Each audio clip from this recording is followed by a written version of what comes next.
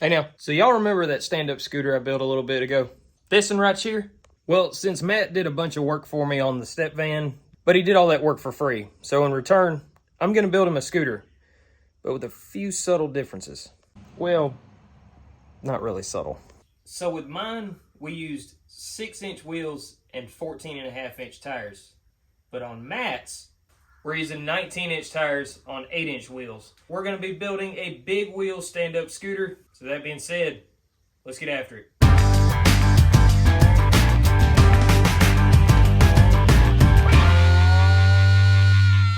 So since we're not only using bigger tires, but Matt is a generally bigger dude than me, we're gonna have to extend the wheelbase out on this scooter by probably 4 to 6 inches. I'm gonna go ahead and get the tires in the position that I want. Then I'll start bending some tube up so we can at least start on the main frame.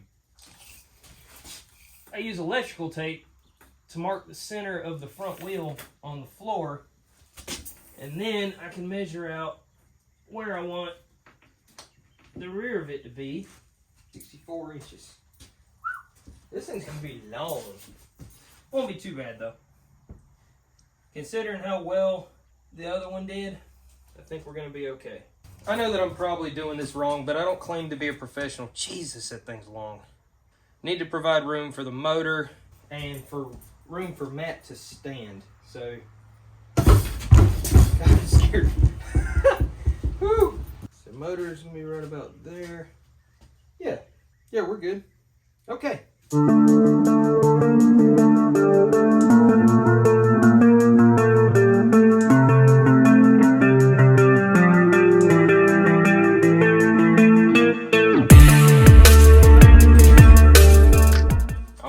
Get her bent.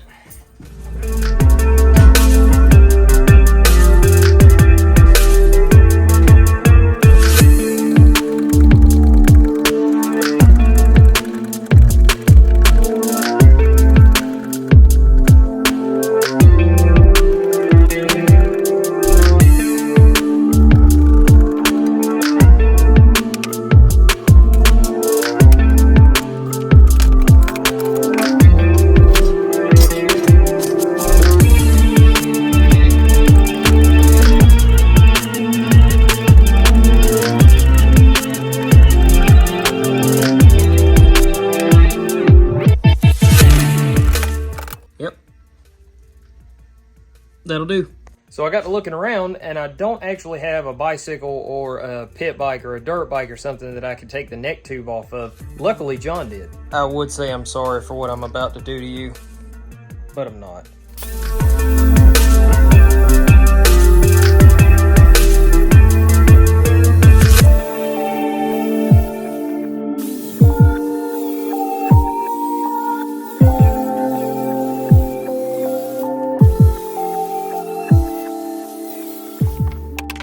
It actually cut out really well.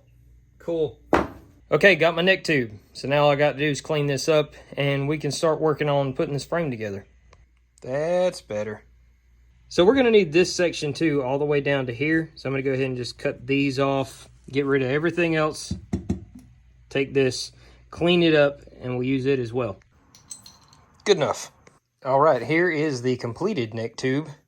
After I got everything cleaned up, I went ahead and changed the neck bearings, greased those up really well, and now we can start putting this frame together.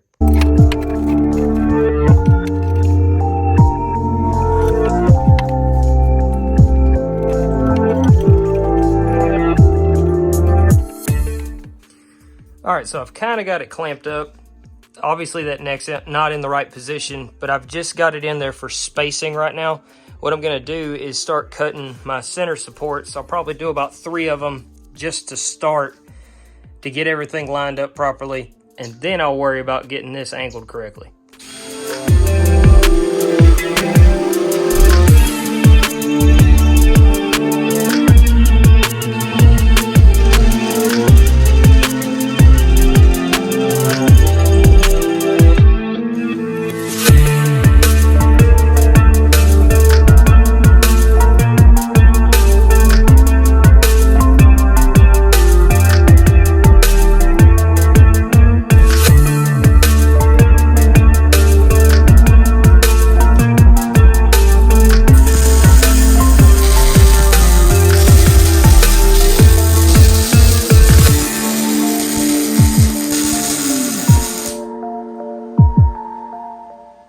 All right, this is all tacked in and square except for that one. So now I get to mess with this.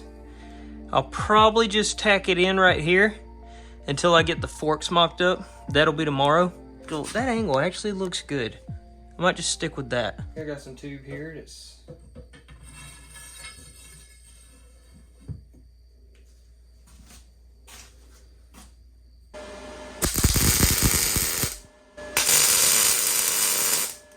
It's probably not great that I'm doing literally all of this by eyeball.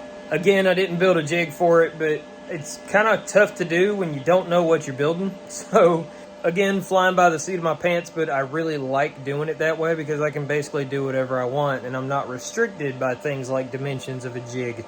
Stuff don't always come out straight, but yeah. I keep forgetting how much I love this welder and this cart. This cart thing has made my life so much easier. I don't have to drag that thing all over the place. And then I got that huge bottle because I got tired of running out of gas. So call it a night because I've been at this all day. Obviously a lot of stuff got edited out, but I screwed up quite a few times. I allowed for mistakes. So I'm gonna get everything packed up and come back out here tomorrow morning and build the handlebars. And we'll be one step closer to having this thing kind of complete. Like I said, it's a weird situation. I'm basically going to build the frame here and take it with me to Busco, and me and Matt are going to try and slap it together at Busco. It just depends on how it goes. Either way, he's getting a scooter frame, and he'll build it at some point. So I got everything mocked up. This is as low as this goes, but I think eventually the ride height's going to be just a hair shorter, maybe by an inch or two. I'm going to start with mocking up these fork tubes and at least try to get the base of this frame done today so I can go ahead and get this video out. Let's break out some tube and the bender, and we're going to start at least with the actual fork tubes and then go up from there.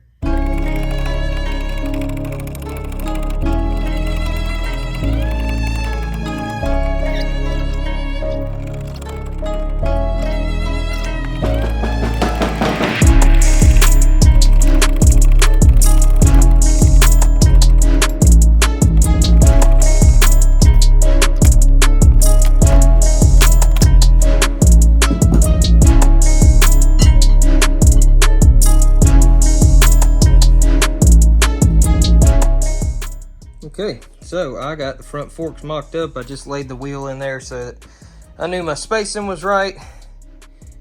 And now I'm going to tack this thing together and we'll throw it up on the scooter.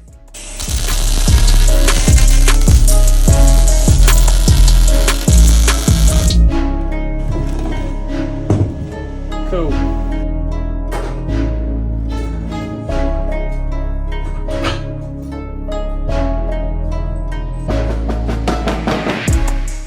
I don't think that looks too bad. The angle's not too steep, but it's not too shallow either. I'm trying to keep the angles down a little bit. One, so it's not doing this when you're trying to turn it. And it doesn't take forever to turn around because this one is quite a bit longer. I think what I'm going to do now is just mock it up with the wheels just to kind of see what we're looking at. I don't think I'm doing too bad for my second try.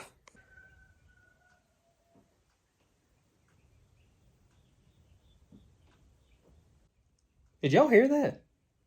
Anyway, I don't even know what kind of power plant Matt's going to use. We had discussed the 212, but he's mentioned a couple other things too, so I'm not entirely sure. So I'm kind of leaving it open in case he changes his mind or whatever. I'm kind of leaving it so we can throw just about anything on there, but that limits things a lot. But I'm not going to lie to you, I have more fun doing stuff like this than anything. Yes, just slapping a 212 on something and doing a little bit of modifications to it is fun and it's easy, but there's something about the challenge of actually just doing something off the top of your head and all you've got to start with is an old motor and a pile of tubing. It's really satisfying, I'm not going to lie. Next, we're going to be working on making maybe some more of these center supports. I've got to do one up here as well, and I'll do just like I did on the other one and have a tube coming down from here to the front so that this is less of a flex point. The first tube was made out of 14 gauge tubing, and this is, I think, 12. This went from 83 wall to 120 wall, so this one's a little bit sturdier, but it's also heavier. But I'm still going to make sure any points that may or may not flex are reinforced. Gonna design the handlebars kind of the same way. Matt made it a point to tell me that he wanted that front hump. This. He wants that. Guess that's gonna be my body style now, I don't know. Still want to keep everything low slung because this one's gonna be even taller. And I believe he said something about putting a built 212 on this.